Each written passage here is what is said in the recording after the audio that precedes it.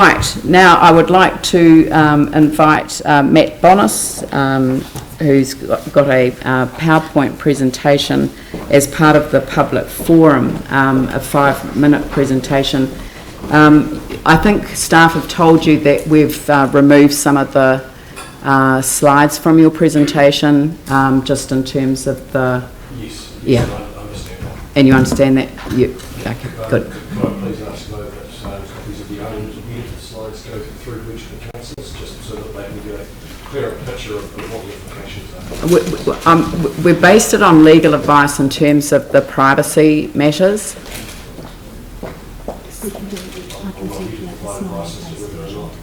unedited slides can go to the councillors individually. Can we put something else on the faces? I'll speak with Mr. Bonus and we'll get it. If we can get it just blurred rather than mocked up, yeah.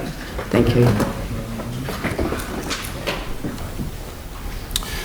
Thank you for your time this morning. I'll be as brief as I can. I'm supported by a number of residents, long-standing residents in the community, and also by Duncan Webb, Legal Counsel. My name's Matt Bonus. I've lived on the corner of Manchester and Purchase Street with my wife and 2 children since Easter 2010. Prior to the earthquake called in February 2011, there was never any street-based prostitutes in this purely residential area. Our first deputation to the Christchurch City Council was in November 2011. Now, I want to be really clear from the start. I'm not here to bag prostitution. None of the residents are at all. It's been legitimised by the PRA. What I am advocating is that we have an unregulated 24-hour-a-day commercial activity operating outside our homes in a purely residential area. Yet all commercial activities in New Zealand are subject to responsibilities, be that location, and also requirements in terms of their offset. They need to offset their impacts. So what does the commercial activity that we actually face look like? And again, some of the slides have been edited, as the Mayor said this morning. That just identifies, this is 6 a.m. in the morning, we've got 3 prostitutes on the corner. So this is, the slides are gone, but effectively it's one from January 15th at 6:30 in the morning and February 16th at 6 o'clock in the morning. Prostitution in our neighbourhood isn't solely a nighttime activity. There's a preschool established a few doors away from us on Manchester Street, and early morning soliciting is not uncommon as kids travel to the preschool. Effectively the kids and their parents have to sort of weave through the activities. There are plenty of children in our neighbourhood, including our children, and they've been living with street prostitutes outside their bedroom window for the last 6 years. When the prostitutes moved in, they brought a range of paraphernalia with them. So it's not just the girls themselves, it's the activities that go with it. This is the kind of rubbish our kids need to avoid outside our gate. We've found needles, used needles in our hedges, and sanitary wipes in our letterbox. Construction workers on neighbouring houses have had to remove used condoms from inside homes that they're repairing. They've also stepped on used needles. Several neighbours, including ourselves, have found faeces on their lawn, and properties have been entered and willfully damaged. There are recent photos in terms of litter left outside our neighbourhood, and the one on the far right, an enterprising young lady brought with her a table. The slide did show a gentleman sitting in a car who's been there on a regular basis.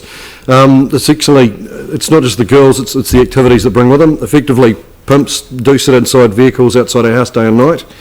They know when we're home, they know when we're not, and this information has assisted prostitutes and their associates in targeting properties for damage and burglary. One neighbour's even caught on camera a prostitute informing her associates when he'd left the house, and her associates subsequently entered this property and completely trashed it, stealing anything of value. That happened at the end of last year. Unfortunately, his footage of this incident wasn't able to bring a prosecution. Another neighbour had his work van damaged when he refused to move it from outside his property. Effectively, the girls are there because they like the line of sight. The prostitute felt that the van impeded the view for passing clients and threatened to damage his van. And when he came outside the following morning, sure enough, it had been trashed. There were large dents put into it with a rock. The examples go on. Essentially, they're not good law-abiding people, and the fact that they have difficult lives and vulnerabilities doesn't justify or require us to suffer from that behaviour.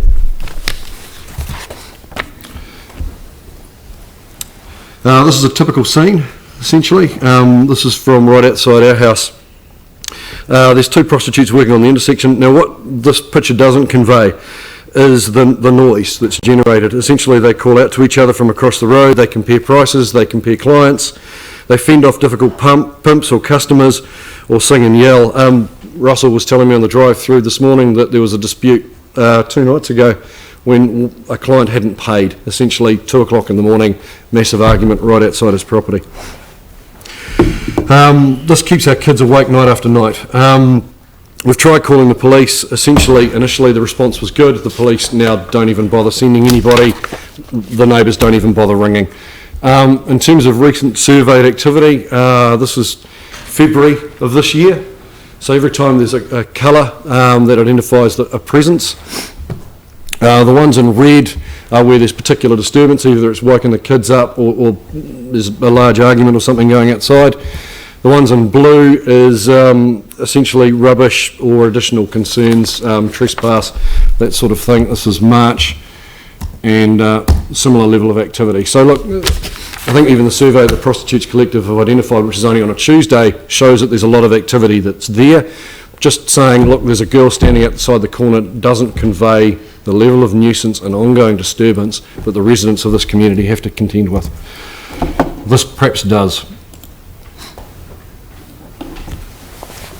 So essentially, we've got 5 commercial businesses operating from each corner.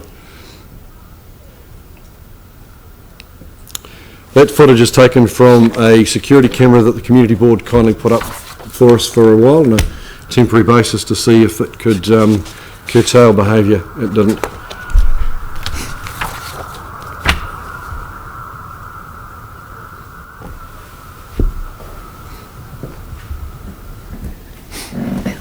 What this slide showed is essentially why it's a commercial activity.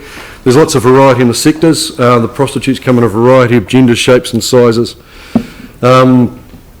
Sometimes it's hard to tell whether they are prostitutes. Some are barely dressed at all. A number actually reveal themselves to passing motorists. But fundamentally, it's not the point.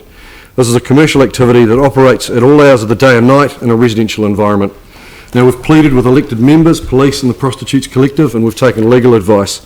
And that advice is the council has the ability not only to take action, but the responsibility to do so. And essentially that's what we're asking of you. Today we're asking you please do the right thing and use the powers that you have available to protect residential areas. We've tried all the alternatives, encouragement. We've asked nicely, we've been threatened and vandalised. We've called the police complaints line, as I said before, that they don't send anyone, nobody rings anymore, there's no point. We've called 111 in November 2016. My wife and children were actually threatened inside the house by a couple of prostitutes, and a police complaint was lodged eventually after no one turned up.